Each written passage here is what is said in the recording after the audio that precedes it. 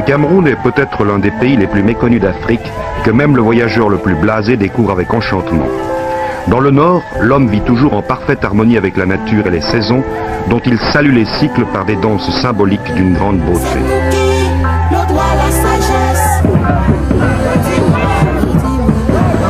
Quand au siècle dernier les Européens prirent pied sur le sol africain, la plupart des peuplades locales étaient encore plongées dans la nuit de la préhistoire. Le Cameroun, lui, vivait à l'âge de la chevalerie et de l'épopée médiévale. Aujourd'hui encore, dans la région de Marois, les fantasias et les tournois des grands cavaliers Foulbé caparaçonnés d'armure attestent de ce passé chevaleresque.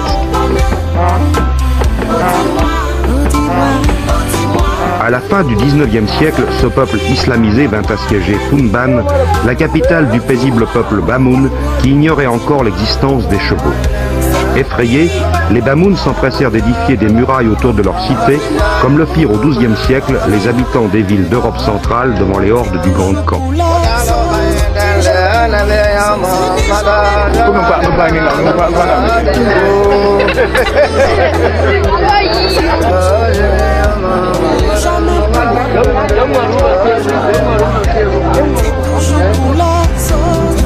Aujourd'hui, à Founban, tous les services administratifs de l'État, rassemblés sur la place centrale, démontrent symboliquement la prédominance actuelle de l'autorité gouvernementale sur les autorités coutumières des sultans et des chefferies.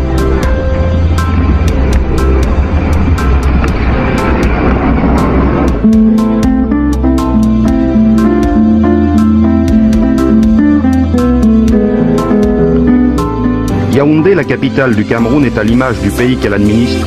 Ici, pas de gratte-ciel, pas de gigantisme à l'américaine. De prime abord, on se sent un peu déçu de découvrir une métropole africaine qui ressemble presque à une sous-préfecture. Puis on est saisi par le charme presque désuet de cette ville qui cache ses vieilles habitations derrière des hibiscus et part d'immeubles discrets les 6 collines qui l'ont vu naître. Ancienne colonie allemande avant la Première Guerre mondiale, le Cameroun, après le traité de Versailles de 1919, passa sous tutelle britannique dans sa partie occidentale et sous tutelle française dans sa partie orientale, de loin la plus vaste.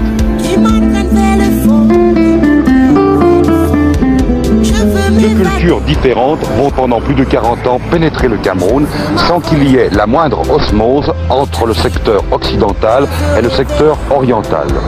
Beaucoup douteront pendant longtemps d'une éventuelle réunification. Et pourtant, un an seulement après que l'indépendance ait été proclamée au Cameroun oriental francophone, la majorité du Cameroun occidental, encore sous tutelle britannique, se prononçait pour leur rattachement. Aujourd'hui, le Cameroun est une république fédérale avec un vice-président anglophone, M. Salomon Tander Muna, et un président francophone, M. Amadou Ahidjo.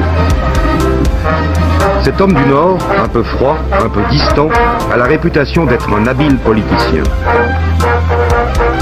Tout en se montrant très dur dans la répression de la rébellion qui sévissait en pays bamiléké contre l'autorité fédérale, il plaça par ailleurs à des postes de commandement dans les services publics et les ministères les meilleurs éléments de cette ethnie entreprenante.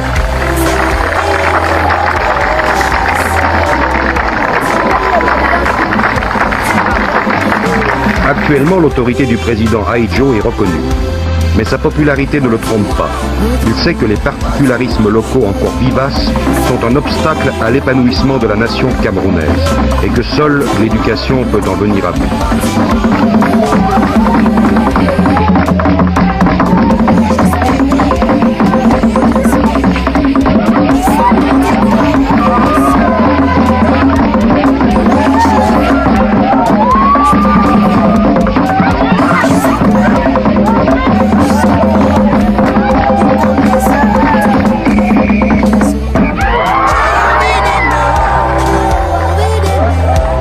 Le Cameroun est l'un des pays les plus scolarisés d'Afrique.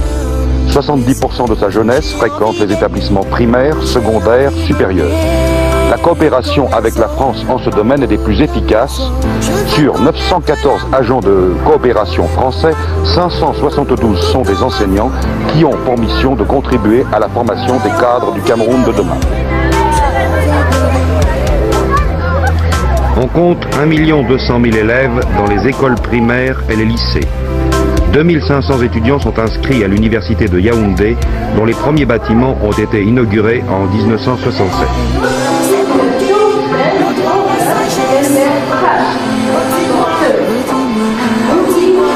Depuis le rattachement du Cameroun occidental, le gouvernement a rendu obligatoire l'étude du français et de l'anglais dans les deux parties du pays.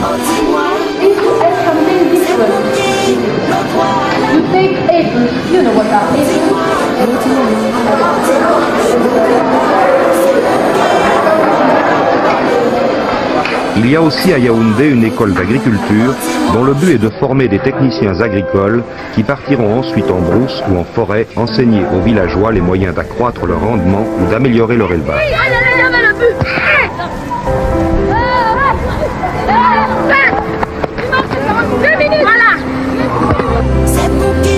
Les voies de communication sont un facteur puissant d'intégration économique et politique. C'est en partie à cet effet que l'on termine actuellement la voie ferrée du Trans-Camerounais qui prolonge la ligne Douala-Yaoundé jusqu'au nord du pays.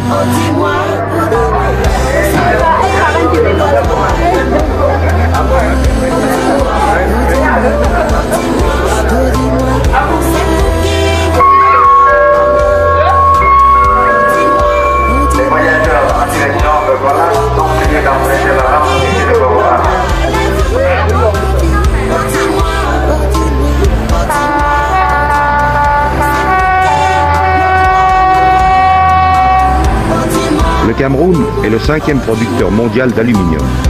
On le fabrique à l'usine Alucan, construite par Péchinet en 1957-58, avec la centrale hydroélectrique DDA qui capte les eaux du fleuve Sanaga. L'alumine est importé de Guinée.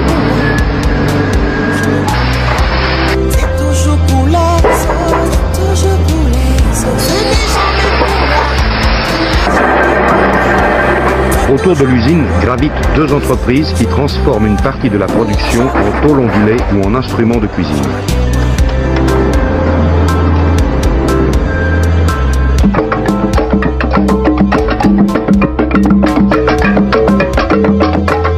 Douala est la première ville du Cameroun par le nombre d'habitants, 250 000 pour 100 000 seulement à Yaoundé. Les entreprenants bamileke viennent y tenter fortune en ouvrant des échoppes le long des avenues et à côté du port où débouche toute la production agricole du pays, le cacao, le café, les bananes et surtout le bois précieux qui représente 67% de l'exportation.